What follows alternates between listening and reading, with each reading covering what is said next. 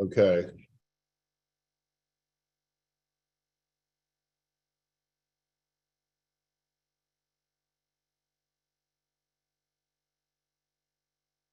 Your Honor, we are back now. Can you hear us? Who's speaking? This is Johnny Carter. Okay. Unless maybe Mr. Lentz could speak, because I think it was your microphone that was having the problem. Yes, but I don't have anything on my screen now either. So. I need to.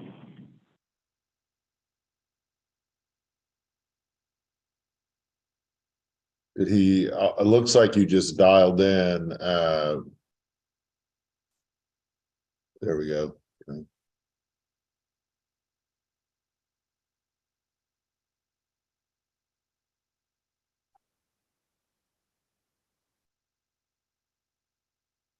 Is our audio on?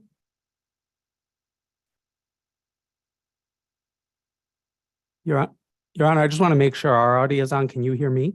I can hear you fine. Haven't had any problems at all. Okay, thank you, Your Honor. Okay, I'm on now. Can you guys hear me okay? So far, there we go. Okay, let's see if this works. Okay, and Your Honor, could you just, if you don't mind, enable screen sharing again? I think we might have to for purposes of.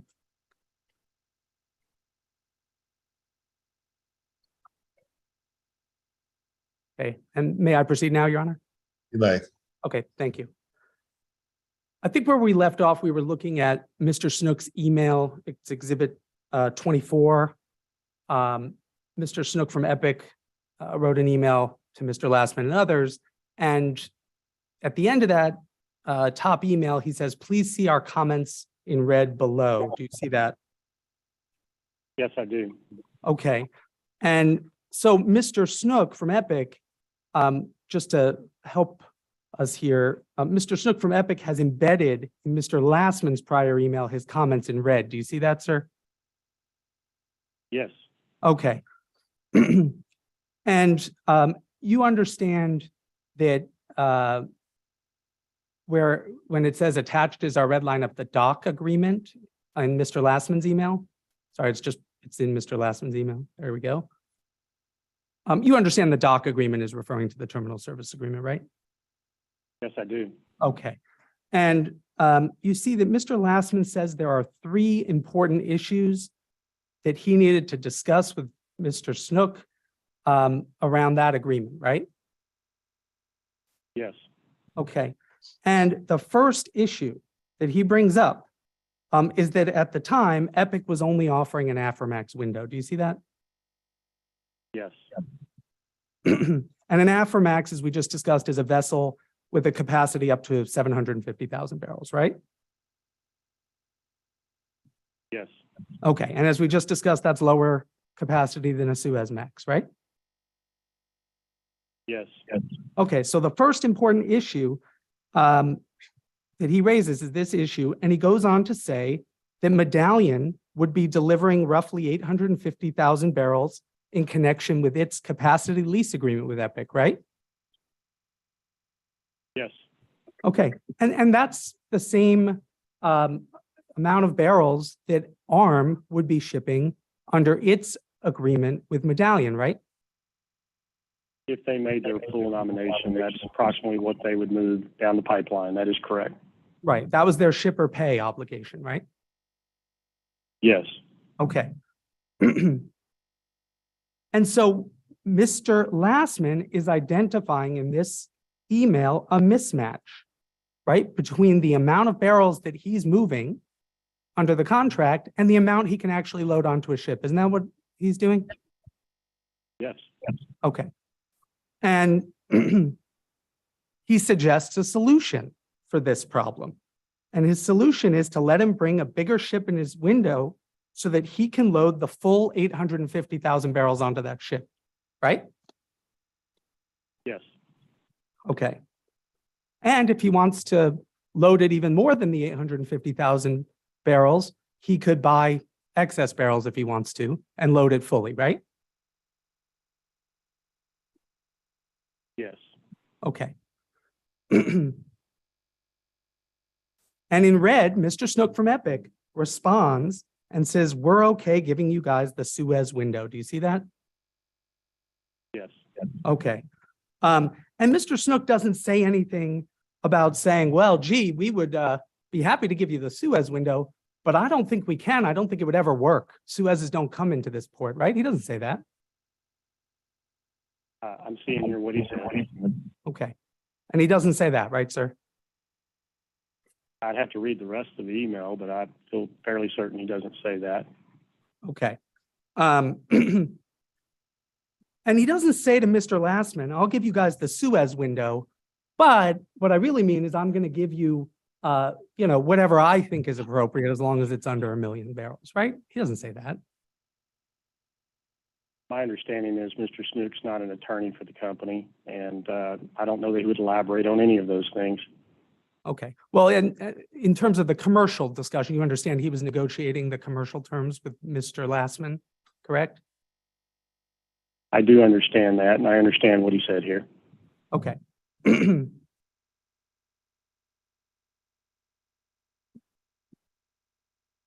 Okay, and now if we could take that exhibit down. If we could put up PX 26A. And this exhibit's already been admitted as redacted. 26A is the redacted version. And this is an email from Mr. Lastman, and it's internal. Am I correct that it's internal to Medallion, meaning it's to Medallion board members, including yourself, Medallion's outside counsel, and Medallion's GC? Is that correct? That's correct. And he's providing an update on Epic as of April 1st, 2019, correct? That's correct. Okay. And that's because he was the one that was out there actually doing the negotiating, and he was reporting back where they were on the agreements, right? He's reporting back. He's given us a summary. I think. Your Honor, may I make a request too of any folks who are on the Zoom who are not actually, questioning or myself or the court, who don't need their mics on, if they could turn it off, because we get some feedback in our room sometimes, and I'm also told that could be caused by inactive mics essentially being on. Yeah, we're getting feedback from Mr. Lynch as well. So let's keep going. Okay, I guess I could ask on behalf of myself, for anyone, if it's from our firm, I think we have all our mics muted, but we could just put our mics on mute if you're not. Okay, apologies. Okay, Mr. Lastman was providing an update to you and board members internally at Medallion on the status of the Epic agreements and the negotiation of those agreements, right? Yes. Okay. And he attaches a document titled Epic Update by Agreement April 1st. Do you see that? Yes. And he says that he's attached a summary. Do you see that?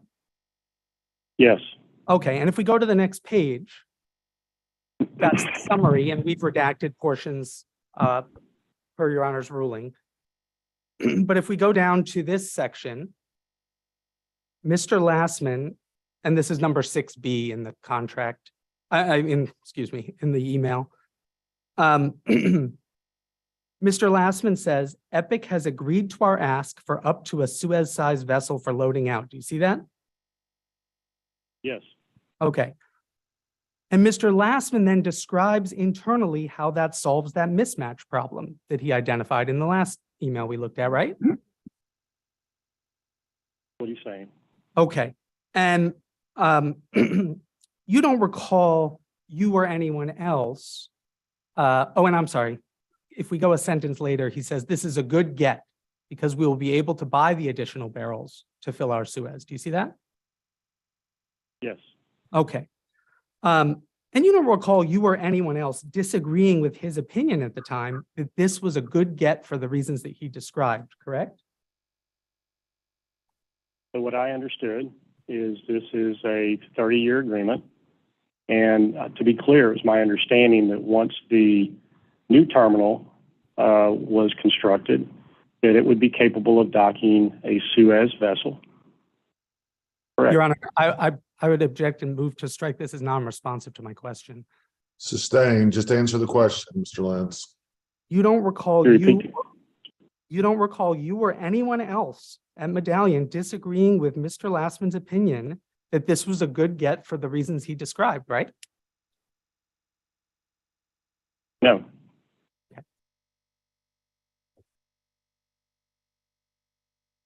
And sorry, for the clarity of the record, you agree with me that you don't recall, that's correct, that you don't recall anybody disagreeing?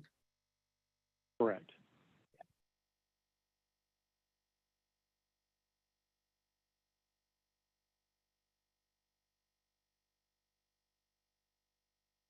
Okay. I want to move on, switch gears a little bit and talk about WTL.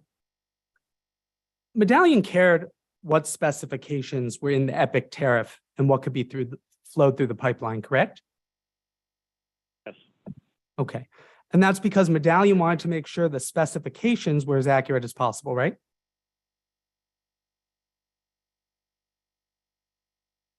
Not sure I understand your question. Well, the reason that Medallion cared about the specifications in the EPIC tariff and what could be flowed through the pipeline is that it was important for Medallion to make sure that the specifications were as accurate as possible so they could be understood, right? Yes. Sorry, was that yes? Yes. And Medallion wanted to understand the services that were being provided, correct? Yes. And by understanding the services that are being provided, one of the ways in which it wanted to understand the services was understanding the quality specifications, right? Yes. Okay, and the quality specifications are things like WTL versus WTI, right? They have different specifications. Yes. Okay. And you knew what EPIC was going to be putting in its tariff in terms of quality specifications at the time Medallion entered into its agreements with EPIC in April 2019, right? Yes. Okay. And at that time, you understood that EPIC would have in its tariff Permian Common Stream 2, correct? Yes. And that is WTL, correct? Yes. Okay. And you were here for opening statements, right? Yes. Okay. You recall your counsel talked about arm's right to transport WTL on the effective date of the transportation agreement? Don't recall specifically, but probably Okay, did hear that. Yes. Okay. And the effective date of the agreement was August 22nd, 2019. Do you recall that?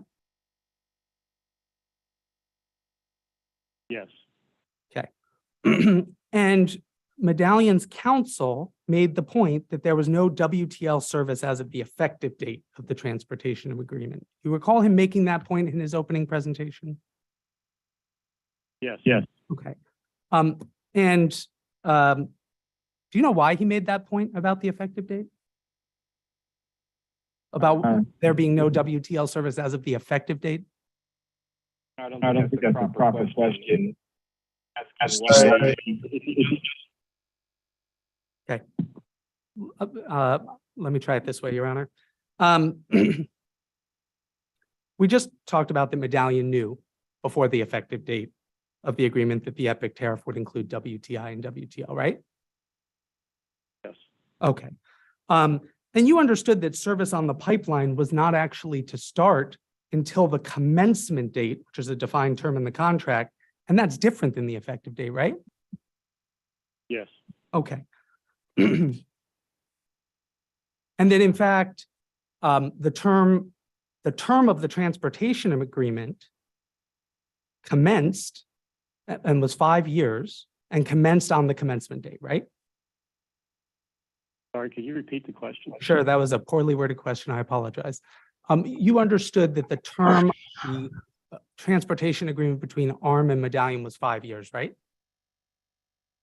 I apologize once more. You cut out for me. Could you repeat it one more time? Sure. You understood that the term of the transportation agreement between ARM and Medallion was 5 years, correct? Yes. Okay. And you understood it was 5 years from the commencement date of the contract, correct? Yes. Okay. And as part of as part of Medallion's transportation agreement with ARM, Medallion had to put that contract out to what's called open season, right? Yes. Okay. And taking it to open season means that you put it out to the public for others to offer to take that space under the terms of the open season, right? Yes. Okay. So it goes out to other potential counterparties who get a chance to potentially bid for that agreement, right? If they call us and express interest, yes, we give them information. Okay. And you had to take it to open season to comply with FERC regulations, correct? Yes. Okay. And as part of that process, you provide an open season notice to potential participants, correct? Yes. Okay. And that open season notice is also submitted to FERC, right? Yes. And you have to be accurate and truthful in an open season notice, right? Yes. Okay. And the open season notice that Medallion put out and filed with FERC regarding the leased capacity on the EPIC pipeline, that was put out in July of 2019. Is that correct? Yes. Okay. And that stated that the capacity would be subject to Medallion's tariff, right? Yes. Okay. And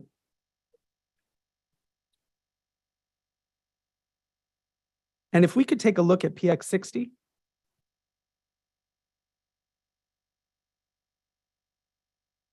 And sir, do you recognize this as the notice of binding open season? Yes. Okay. And you see it's dated July 19th, 2019, correct? Yes. And that's after the agreement between Medallion and EPIC has already been executed, right? Yes. And this is around the time that the agreement between ARM and Medallion is executed? Same month? Yes. Okay. And if we can go to PDF page 5.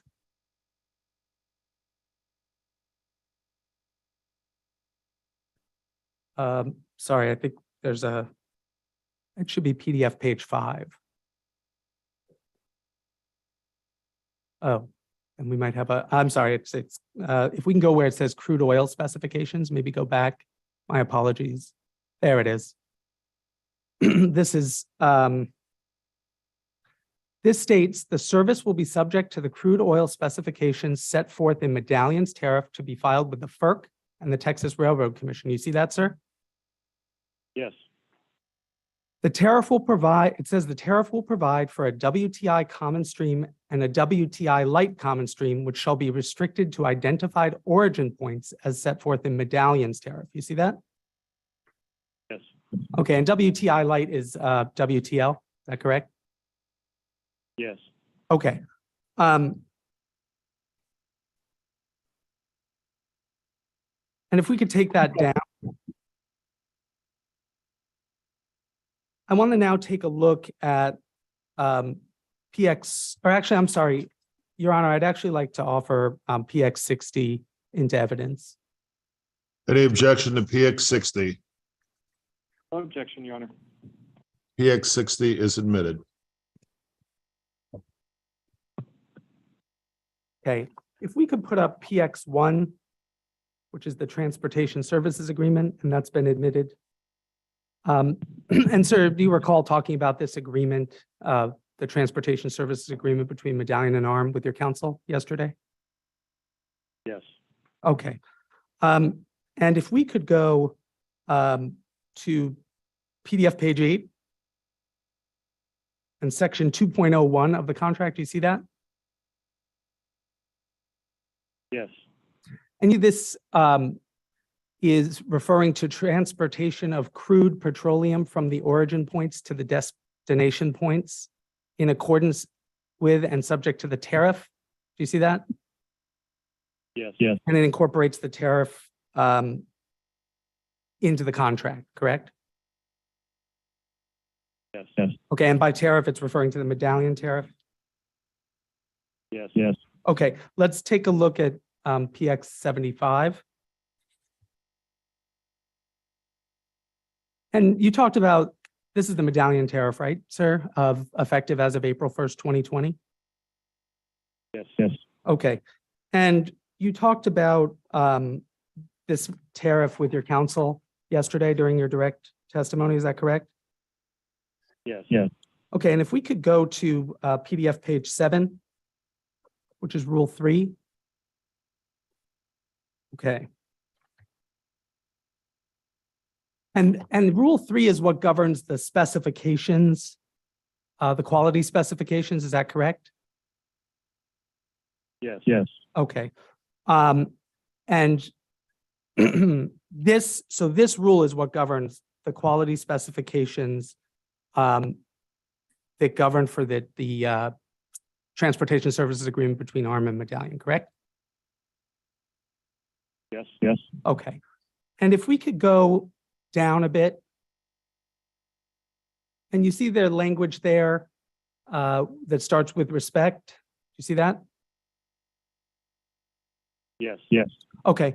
And do you understand that this is referring to service that is utilizing Medallion's leased space on the Epic pipeline? Yes. Yes. Okay. So for this service, crude petroleum shall be accepted for transportation under Epic's Permian Common Stream 1 and Permian Common Stream 2 from Epic origin points other than the excluded origin points. Do you see that? Gary. Yes. Okay. And that's the space, just to be clear, that ARM subleased under its transportation agreement with Medallion, right? The lease capacity? Yes. Okay. And so for that space, Medallion is accepting both Permian Common Stream 1 and Permian Common Stream 2, correct?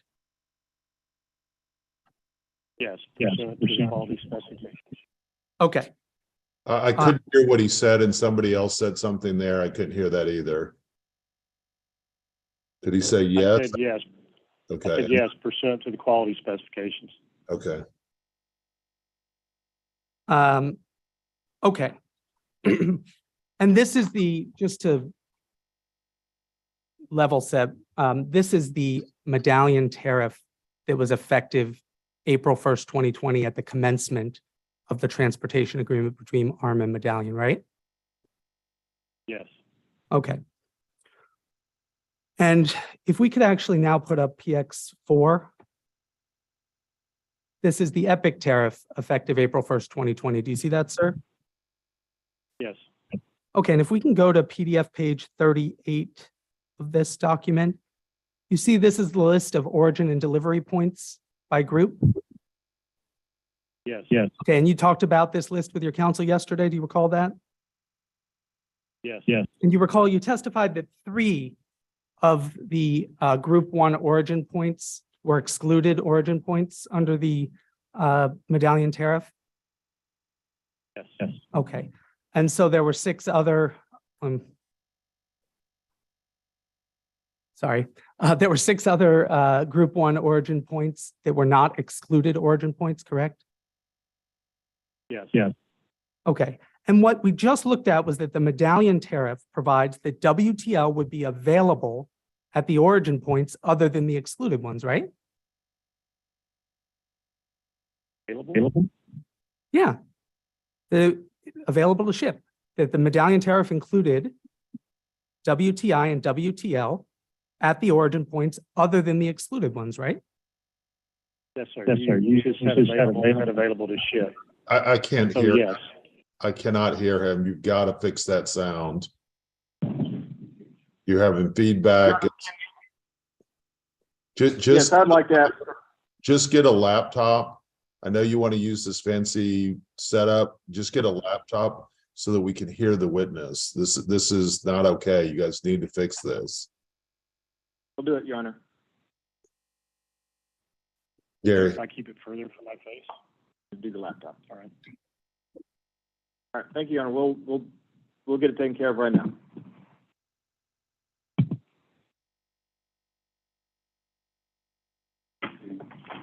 Sorry, guys. I don't know what's happening to it. Just to be clear, do you want us to stay on right here, Your Honor? for now, I don't know. We'll stick around. So, Mr. Scheck, I need to ask you, did you do mock trial in high school or college? No. You didn't? Okay. You do some things that my son was trained to do when he was in mock trial, and I was just curious if you did mock trial. I was hanging on that word because I thought you were going to say train not to do. And so I was hanging on that for a second, but No. no, I didn't have the opportunity to do that. Okay. It sounded very much like stuff I've heard before. Okay, good. We did an internal mock trial at Quinn Emanuel. They do an internal program when I was a junior associate, and they do a mock jury. They bring in people, just citizens from around and pay them to do a mock jury, and that really helped. But that was the first time I.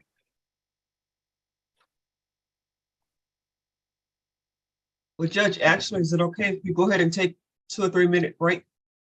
Yeah. Do you need to take a break, Tony? I do. Why don't you take a quick break? Okay. Anybody needs to take a quick Your break? Honor. Hopefully they'll fix the sound. Very good. We'll be ready in 2 or 3 minutes. Okay. Put a headset on, we are, I mean, just use a laptop. that too. I mean,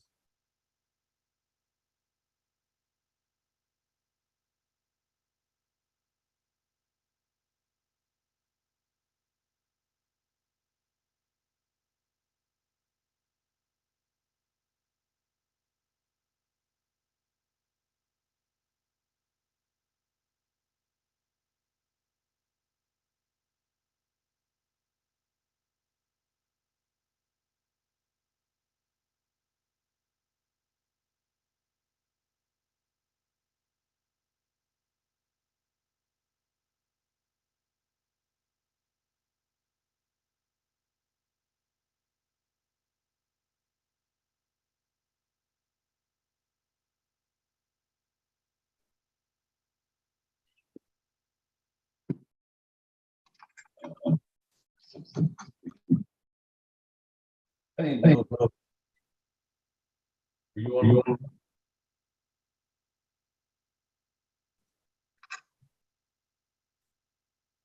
I just want to test the mic to make sure everybody can hear the witness. If somebody could give me a thumbs up that you can hear me. Joanna, folks may be taking a quick break. Oh, there you go. You got thumbs up from Ms. Shee, so that's good. it sounds better, I think. so he paid him some money. Thank you, Your Honor. We apologize. That's okay. I'm just trying to just want to be able to hear the witness so that we can make a decision here. Okay, I'm going to mute for just 1 second to switch gears, and then we'll be ready to go. Okay. Sounds much better.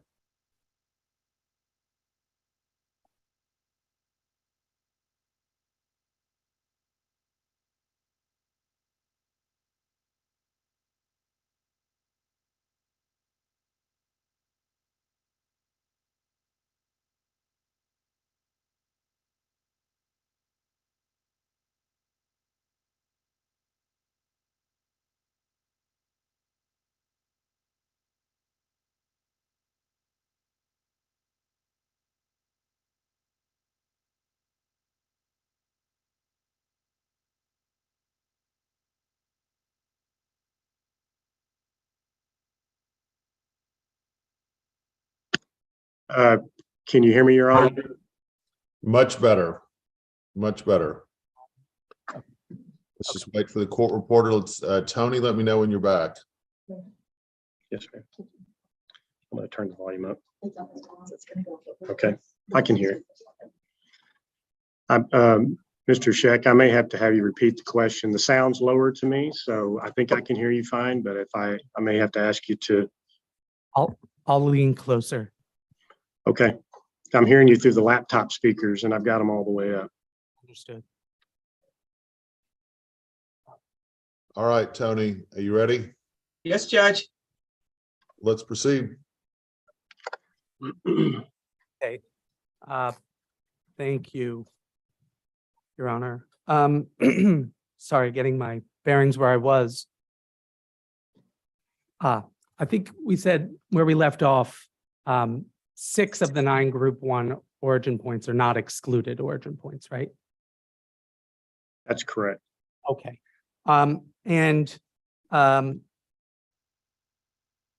You testified, for example, that Advantage, that one was in service at that time in April 2020, right? Yes, Okay.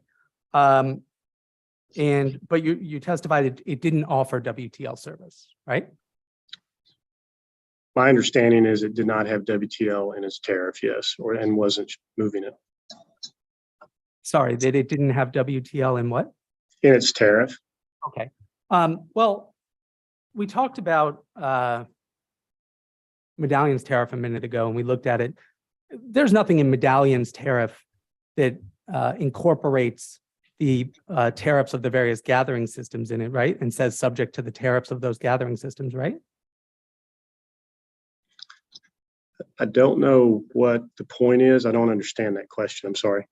Okay, I'll rephrase the question, but you're not aware of anything in the Medallion tariff that says it's subject to any tariffs on the gathering systems, right?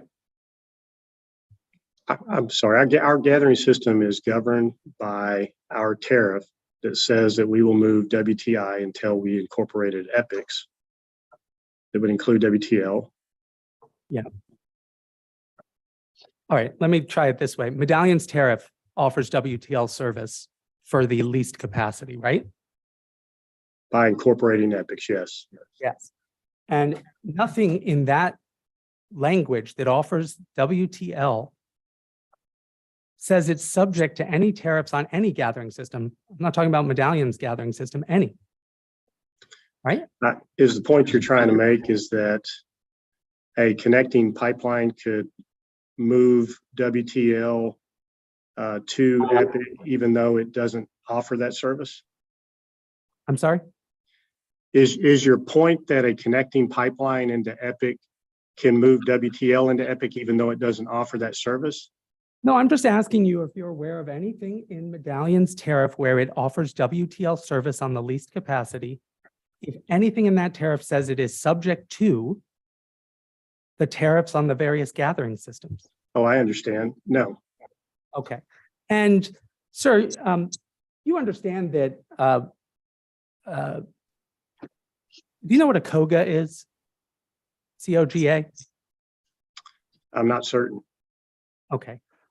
Well, you understand there are agreements where a gathering system can accept crude that's off spec, meaning even if the tariff at the gathering system is a WTI tariff, they can have private agreements that accept WTL. You understand that, right, sir?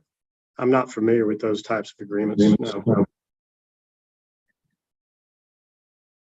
And sir, it wasn't, I just want to make sure I understand your testimony yesterday. It wasn't your testimony to the court that there was not WTL being produced in the Permian Basin, right?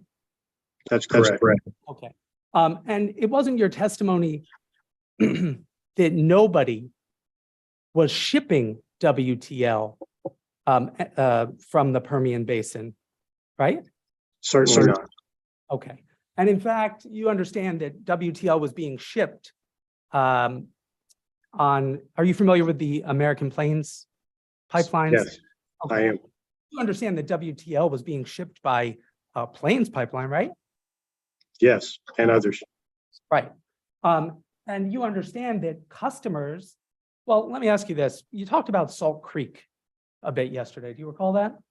Yes, And Salt Creek's customers are producers, right?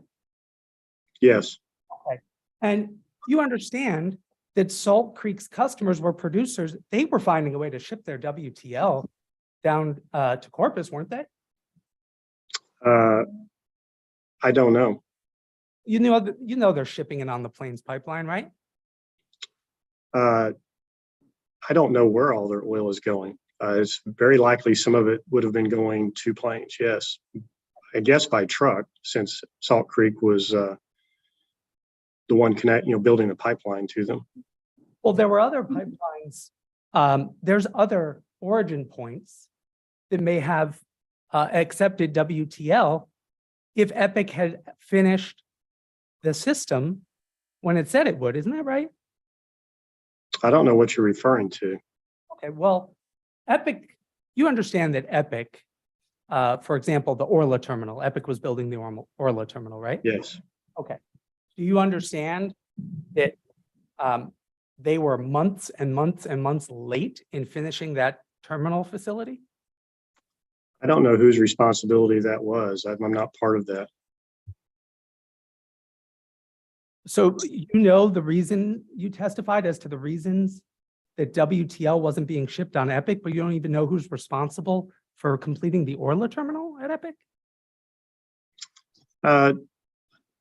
I don't know between Salt Creek and Epic if there was a cost sharing arrangement or responsibility that would be defined in the connection agreement between those two parties. So you don't know one way or the other whether Epic was delayed, whether it was Epic's responsibility and whether Epic delayed in building the Orla terminal for shipping WTL, right? I do not. But you know that WTL is getting shipped somewhere, right? In the Permian Basin, it is being shipped somewhere. Yes. And it's being shipped to Corpus, right? I don't know the quantities that were being shipped to Corpus. Okay, but you understood, that you just testified a few minutes ago, that there's WTL that was being produced in the Permian in 2020, right? Yes, I do. And you understand that that was being shipped to Corpus Christi at that time too, right? No, I do not. I don't know the quantities that were going to Corpus Christi versus Houston.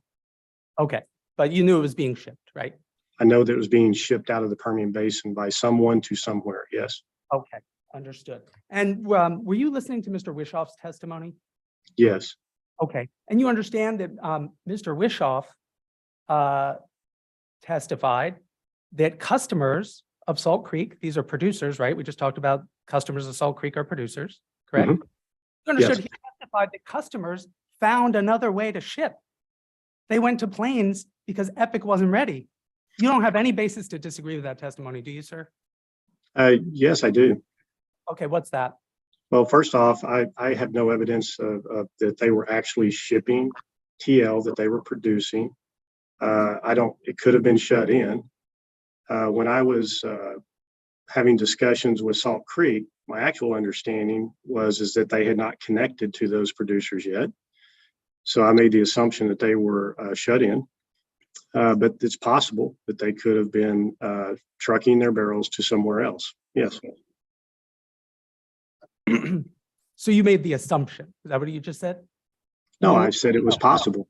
It's Right. possible. But you made the assumption that they were shut in when you testified yesterday. Isn't that right? You don't know one way or the other. I do not know for sure. That was my point in the beginning of whether or not they were moving barrels or not. That is correct. And in fact, sir, you didn't even know whether Epic was shipping, whether Epic itself was shipping WTL in 2020 until this lawsuit, right? I don't know what that means. You didn't personally know one way or the other whether Epic was shipping WTL in 2020 until this lawsuit was commenced. Isn't that right? Yes.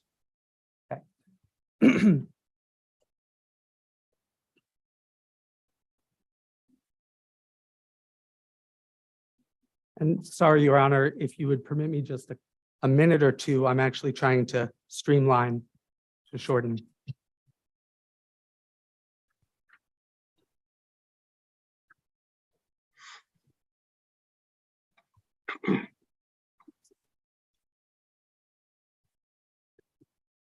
Okay. So do you recall testifying yesterday about the amendment in December 2020 of Epic's tariff to include that footnote about WTL? Yes, Do you agree with me? We talked about the commencement date of the contract between Medallion and ARM was April 1st, 2020, right? yes, Okay. And between April 1st, 2020 and that December 2020, you agree with me that there was no such footnote. That was only added in December 2020, right? correct. Okay. And WTL was part of Epic's tariff throughout that time period from April to through December, right? Yes, And you agree with me that in the December amendment, Epic did not get rid of Common Stream 2, right? It didn't cross it out or eliminate it as a stream. Is that correct? yes, Okay. And you testified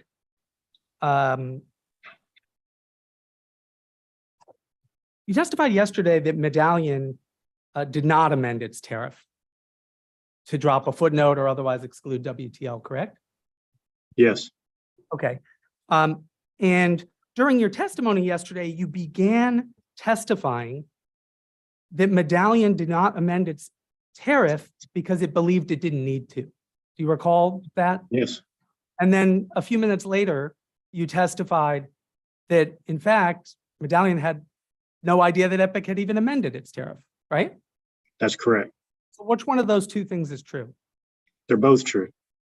So Medallion didn't amend it at the time because it didn't think it need to, but it also didn't know about it?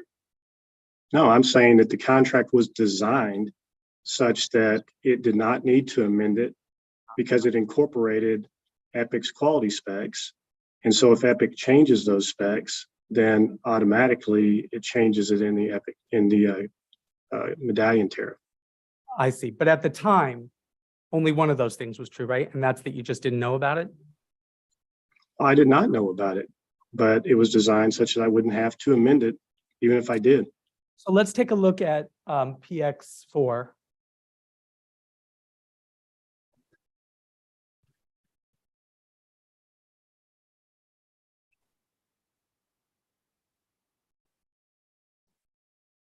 Apologies, just give me a moment to catch up. If we could go to what is Exhibit B, I think it's PDF page 33. Okay, and I'll admit that I'm a bit of a layperson in this area, so you're gonna have to help me out. You were talking about specs and specifications, where it says API gravity and sulfur content, and the things in that chart there under common stream products shipped from groups 1 to 3, are those things what you call quality specifications? Everything in Exhibit B is titled product specifications. Well, I guess let me ask it this way. Exhibit B is titled Carrier's Product Specifications Policy. Do you see that? Yes, I guess I'm just asking so that I understand, when you refer to specifications of a product, are these things, the API gravity and the sulfur content? yes, they're a part of the specifications. Okay. Well, when you say that's where I'm getting hung up. I just want to make sure I understand. When you say they're part of the specifications, Yes. are those the specifications, or does it encompass more? Yeah, I understand the distinction you're trying to make. No, I'm actually just trying to understand, sir. Okay, I'm sorry. So I just want to understand, are these the quality specifications that distinguish different products from each other? The items in the chart, API gravity, sulfur content, that's what I'm trying to understand. Yes, these are part of the quality specifications. Okay. Well, are there other quality specifications that distinguish between two products other than the ones you see here? Other than how those products are going to move separately, no. So is it your testimony that quality specifications includes how the product will move? In this particular case, yes, because they're part of this Exhibit B. Okay. we can take that down. Okay, and sir, there became a time that you became aware that ARM and Glencore had notified Medallion that they believed there were violations of the agreements between Medallion and ARM, right? Yes, Okay. And you became aware of that because your general counsel notified you that Medallion had received a letter, correct? that's correct. And you specifically recall receiving a letter that used the term violation, right? Yes. Okay. And if we could go to PX 116.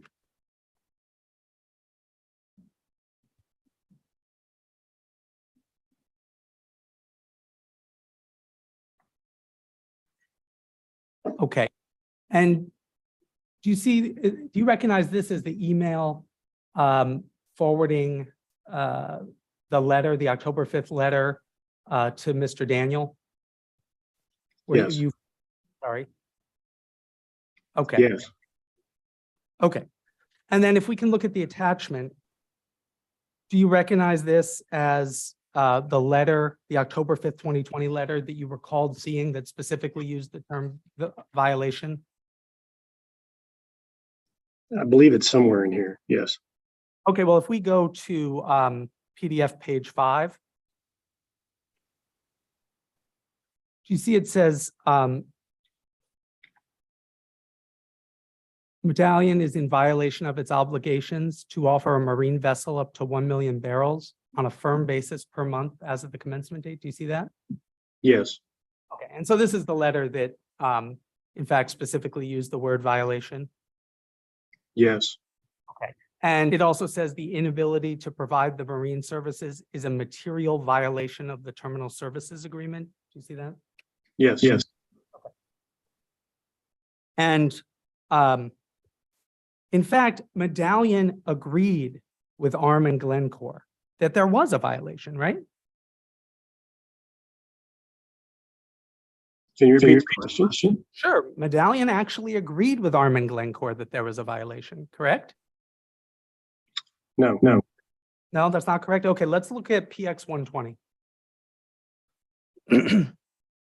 And so this is 8 days after ARM and Glencore sent their letter. Do you see that? October 13th? I do. I do. Okay. And this is after, well, actually, let me make sure. Was this after Medallion had sent its letter to ARM and Glencore, its initial letter asking for some information? I believe so, but I'm not certain. Right. And well, actually, that letter was sent on October 8th, wasn't it, sir? Are you talking about the letter that we received or the letter we sent to, Sorry. when we sent it to Epic? Let's do the timeline carefully so we're all on the same page. You recall receiving the violation letter that we just talked about on October 5th, 2020, correct? Yes. Okay. And that was from ARM and Glencore? Yes. Okay. And you, Medallion sent a letter on October 8th, 2020, back asking for certain information. Do you recall that? Yes, Okay, it is. yep. And then on October 13th, 2020, Mr. Lastman sends this email to Mr. Freshwater and Ms. Shantz from Glencore, correct? Yes. Okay. And do you recall testifying yesterday that after you sent your October 8th letter, you heard crickets? Yes. Well, that's not true, was it, sir? Because Mr. Lastman was in fact talking to Glencore and ARM, right? I was unaware of that. Okay. But so you personally heard crickets, but Medallion didn't hear crickets. Mike Lastman didn't hear crickets, correct? Okay. Yeah, meaning Mike Lastman, the primary person who had been dealing with ARM and Glencore for the entire relationship, he didn't hear them, right? This is an email between them, yes. Okay. And I want to look at the top paragraph. There's a sentence, it's on the right side. It says, it is also our position. It says, Yes. it's also our position that Epic owes Medallion, Glencore, a 1 million barrel loading window per month. Do you see that? I do. And you understand, sir, that he's referring to a firm Suez window, correct? I understand what he's referring to, a 1,000,000 barrel loading window. And Mr. Lastman is representing to Glencore that it's Medallion's position, our position. He doesn't say it's Mike Lastman's position. He says it's our position, doesn't he? He does say that. Um, and then he acknowledges, does he not, that Epic doesn't have that capability, right? I see what he's saying here. Yes, Yeah, he says we do not have that capability, so technically they're in a performance default. Do you see that? I do. Okay. And you don't have any basis to disagree with him that Hey, Mc- how's it going? didn't have that ability, right? Good. So, wait, hold on 1 second.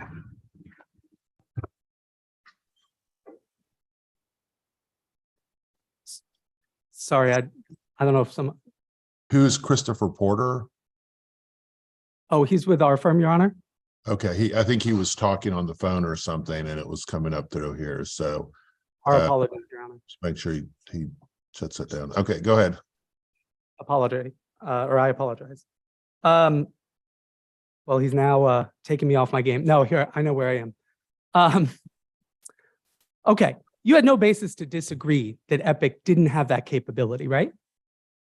Yes, I did. You had a basis at that time to disagree whether Epic had that capability? Yes, Okay. Well, sir.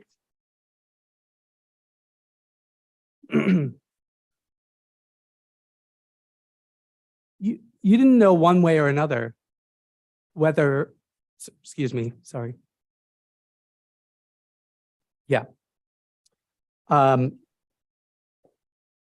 Sir, you don't know whether the Epic terminal could accommodate a Suez vessel during the time of the contract. Isn't that right?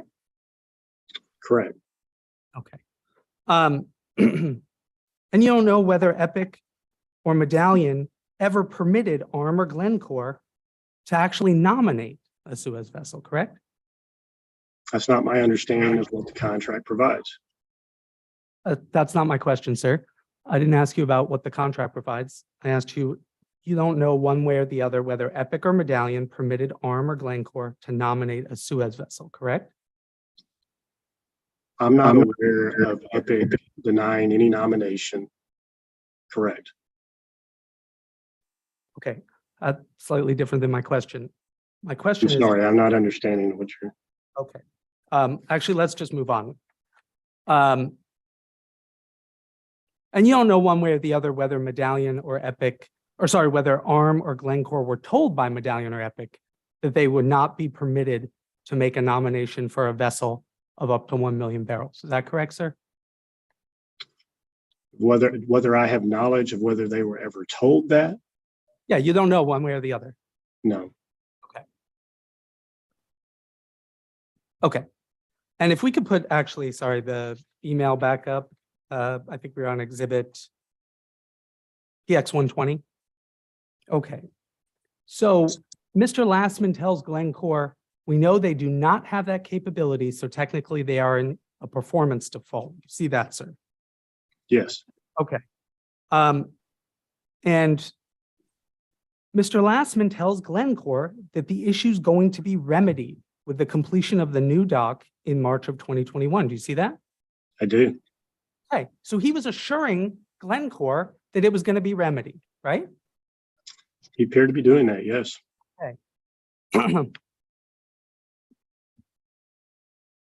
But that never happened, right? Which part? It was never remedied. No, it was not remedied. If there were any issues here, I was still trying to figure out what those were. Okay. The new dock was never built, right? That is correct. Okay. And you understood, sir, that you testified earlier that the firm nomination window was at the initial dock and the new dock, right? Yeah, a firm nomination window at either the initial or the new. Okay. And and the initial dock never had the capability to have a vessel with a capacity up to 1 million barrels. Is that correct, sir? That's not what the contract says. Again, sir, I'm not asking you what the contract says. I'm just asking you about. You're right, the contract does not have language up to 1 million barrels. Sir, I'm moved to strike. Wait, I'm sorry, sir. Did you just say that the contract doesn't have language up to, that says up to 1 million barrels? Yes, it says not more than. Oh, okay. Thank you for clarifying. I do move to strike the interpretation of the contract. I'm asking a different question, sir. Do you understand whether the initial dock had the ability to load a vessel with a capacity of not more than 1 million barrels? Yes, it had that, Okay, and why do you say it had that? because you just said not more than 1 million barrels and 720 is less than 1 million. I see. One's less than 1 million, right, sir? One is less than 1 million. Yes, it is. Okay. Sir, it's not your testimony that the agreement provides that Medallion and Epic could have told ARM that all you can do is bring a rowboat up to this terminal and lug 1 barrel behind it, right? You're not testifying that that was the commercial terms that were agreed upon between the parties. I'm certainly not testifying to that. Okay. Understood. So not more than, it means some number. What number is that? It means the initial terminal was in service. Big crude oil vessels were coming in.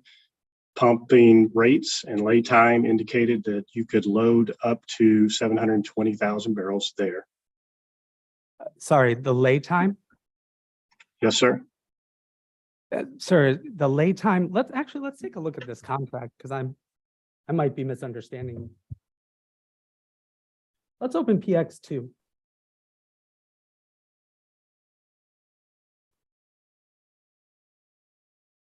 Can we go to PDF page, or sorry, sir, you understand this is the terminal services agreement between ARM and Medallion? Yes. Okay. If we could go to PDF page 8, please.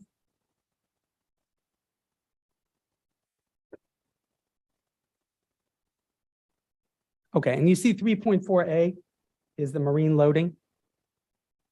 Yes. And I'm sorry, I just want to make sure I understand where it says each with a capacity of not more than 1 million. You said that 720,000 is less than 1 million, right?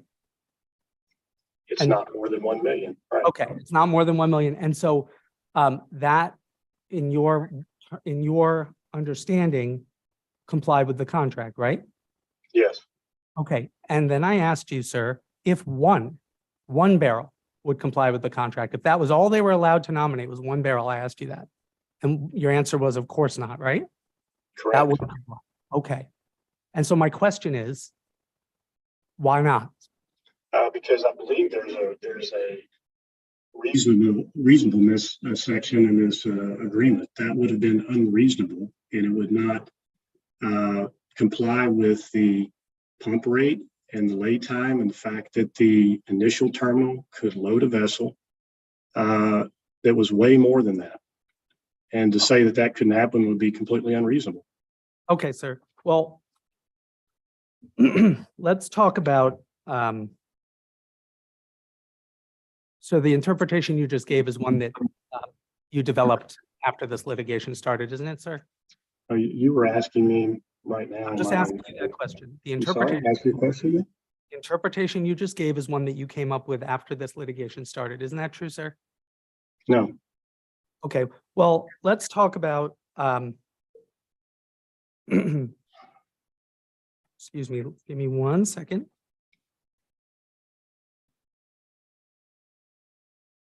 Sir, you actually testified.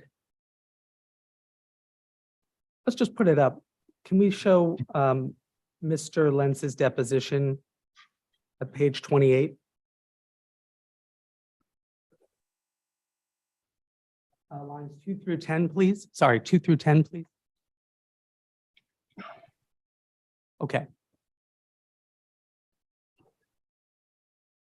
Okay, and sir, I asked you, the terminal in the agreement, your testimony is that the agreement is that the agreement is that the terminal has a capacity of 1 million barrels, not a tanker. And you said, answer, it has the capacity to have docked. It's meant to be a ceiling, the capacity of the terminal. The terminal would never have the ability to bring in a vessel greater than 1 million barrels, greater than a Suezmax. Do you see that? Yes, I do. Okay, and so you understand that a vessel with a capacity of up to 1 million barrels was a Suezmax. You equated those two things in your testimony, didn't you, sir? In this testimony, I believe you're referring to what I thought the new terminal would be capable of docking whenever when it was built. Okay, we can put that down for now. We'll come back to that.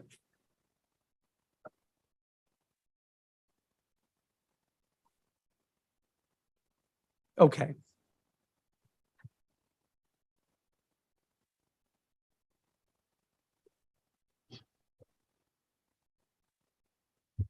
Sir, let me ask you a question. Do you eat barbecue? I'm sorry. Do I what?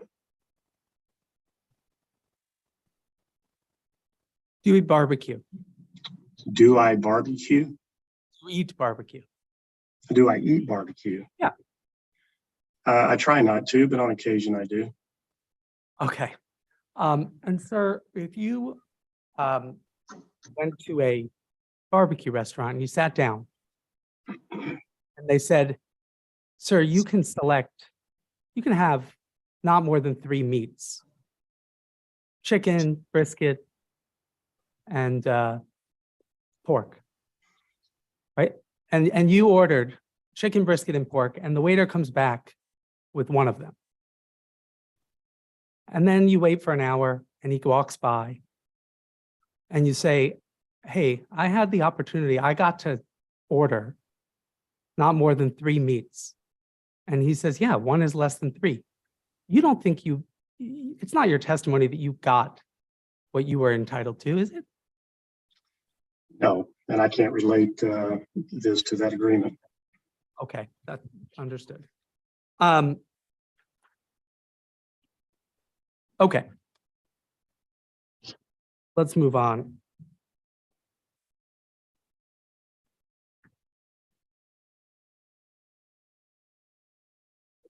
And one of the, let's take a look at PX 131.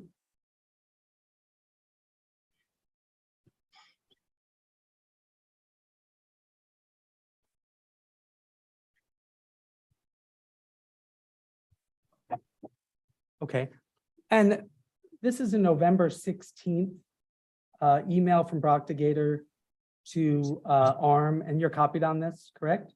Yes. Okay, and this attaches a letter from Medallion as well as the letter from Epic to Medallion, correct? Yes. And do you recall yesterday you testified that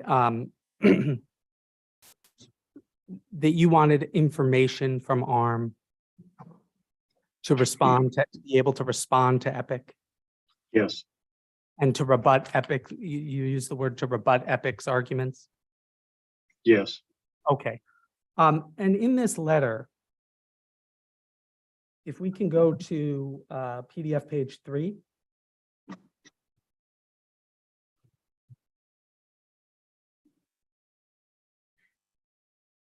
And just to confirm, this is the letter from Epic to Medallion, correct? Yes. Okay. And if we could go now to the next page, PDF 4.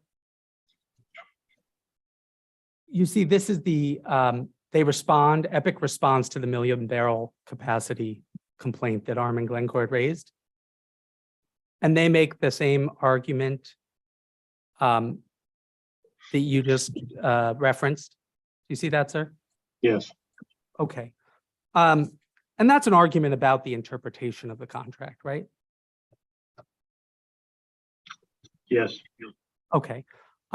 And there's no documentation that ARM and Glencore could give to rebut this argument because it's a question of interpreting the contract. It's a disagreement, isn't it, sir? I'd have to ask counsel about that. I don't really know the answer to that question. Okay, well, if we could go to the first page of the Medallion's letter, which is a few pages before this, that's not something Medallion asked from ARM and Glencore. They didn't ask for documentation to rebut Epic's argument regarding the 1 million barrel capacity issue, right? We didn't know if they had properly nominated a vessel or any of the circumstances around this. Sir, respectfully, that's not my question. My only question was, you didn't ask for any documentation related to that issue, right? Because Epic's argument was that it interpreted the contract differently, right? That could be true. And and if we could go to Epic addresses ARM and Glencore's assertion regarding WTL. Do you see that? Or sorry, let's go to the Epic letter, and it's PDF page 5.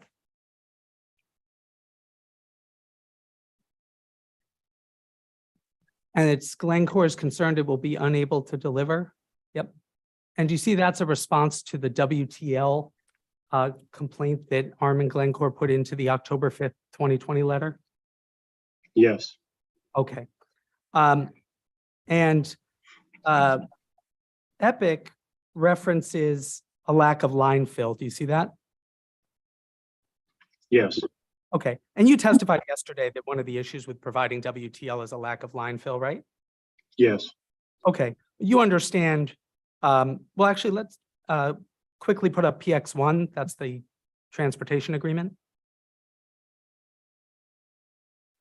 And if we could go to PDF page 9, it's section 2.05 of the transportation agreement between between ARM and Medallion. Do you see this? Section 2.05? Yes. Okay. It says line fill. Carrier shall be responsible for providing and maintaining all required line fill. Do you see that? Yes. The required line fill is their pro rata share. I'm sorry? Yes. The required line fill is their pro rata share. Okay. And the carrier under this contract between ARM and Medallion is Medallion. Isn't that true, sir? Yes. Okay. We can take that down. And sir, if we go back to the letter, this is exhibit PX 131.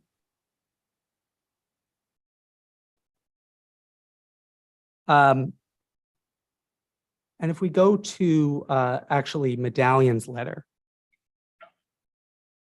and look at what they ask for, it's the bottom bullet point, copies of any documentation indicating that customer has attempted to nominate shipments of WTL, crude oil on Epic's crude oil pipeline. Do you see that? Yes. Sir, that wasn't a good faith request, was it? Yes, I believe it was. Okay. You actually had no idea whether ARM and Glencore had been told that they could not make nominations for WTL on the Epic pipeline, right? Yes, that's why we're asking.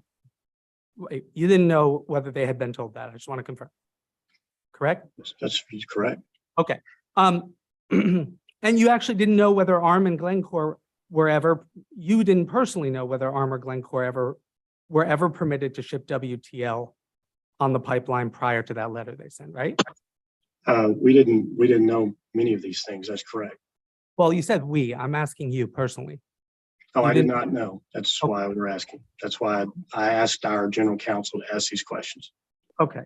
But you understood that in April 2020, right when performance under the agreements were commencing, that Epic had asked its shippers not to submit nominations for WTL because it was not intending to offer the service, right? I became aware of that in discovery. Okay. Well, you knew that Mr. Lastman knew that, right? No, actually, I did not. Okay. Not that I recall. Give me one moment. Okay, if you could go to PX, if we could put up PX 77.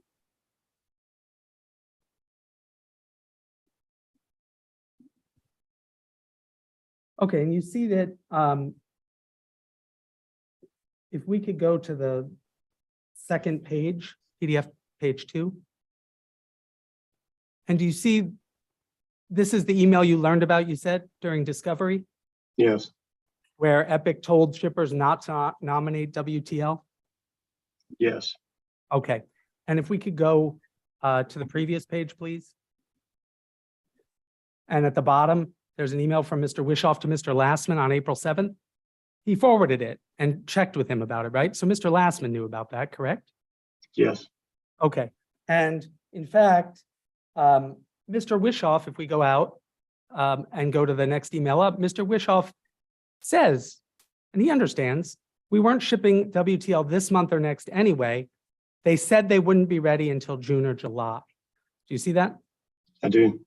Okay, and then if we go up, Mr. Lastman responds. And he says, I know they're finishing construction on a connection with Oryx at Crane that will provide them with significant WTL. And my guess is once that is complete, they'll start batching WTL, estimated to be June 1st. Do you see that? Yes.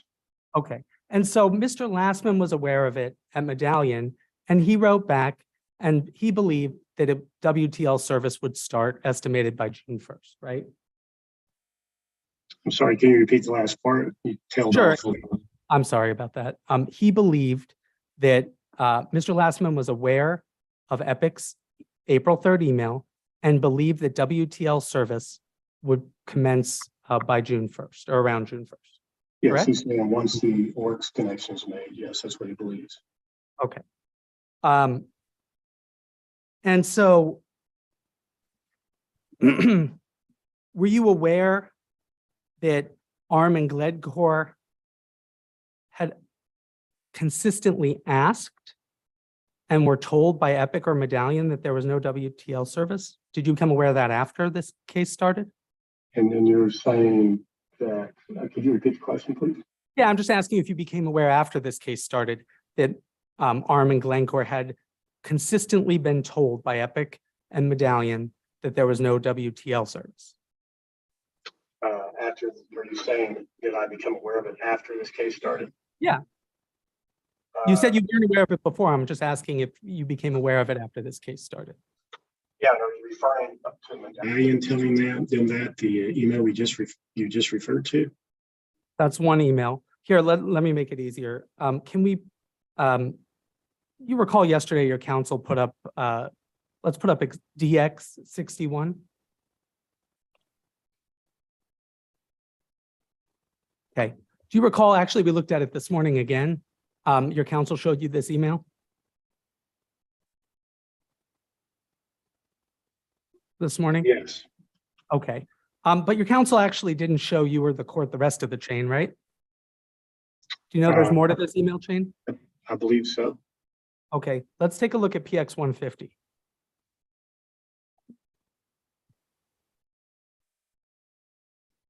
Okay. And you see the top email. Well, actually, let's go to the second page just so you can see the email your council showed you. Do you see it? Yes, I do. Okay, if we can go to the top email in the chain. Give me 1 second.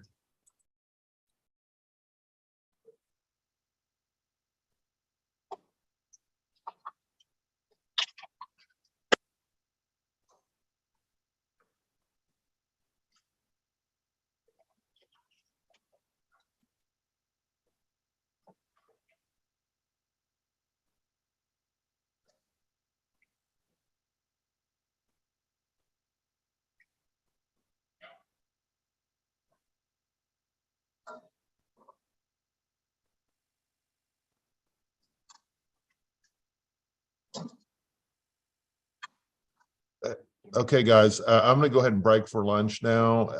I really ask you guys to do something about the sound for Mr. Lentz. This is, I don't know what, it's still causing fluctuations in sound. I can mostly hear him now, but I really think he should go to some other laptop or something that the sound is more consistent. So, but we will reconvene, let's say at 12:40, and you guys have a good lunch.